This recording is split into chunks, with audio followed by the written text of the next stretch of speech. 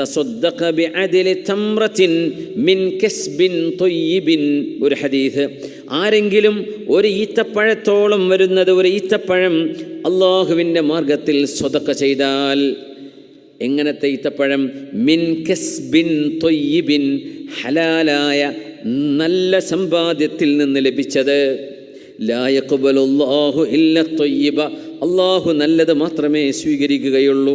ഫഇന്നല്ലാഹ യതഖബ്ബലുഹാ ബിയമീനിഹി, അള്ളാഹു റബ്ബിൻ്റെ യമീന് കൊണ്ട്, വലത് കൈ കൊണ്ട് അള്ളാഹു അതിനെ സ്വീകരിക്കും എന്നതിൻ്റെ വാക്കർത്ഥം. അള്ളാഹുവിന് വലത് ഇടത് എന്ന കൈകളോ അവയവങ്ങളോ അള്ളാഹുവിന് പറയാൻ പാടില്ല.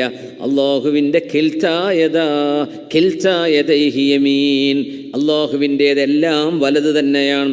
ثم يربيها لصاحبها, പിന്നെ അള്ളാഹു ആ ഒരു ഈത്തപ്പഴം നൽകിയ സ്വതക്ക അത് ചെയ്ത ആൾക്ക് അള്ളാഹു വളർത്തിക്കൊണ്ടുവരും.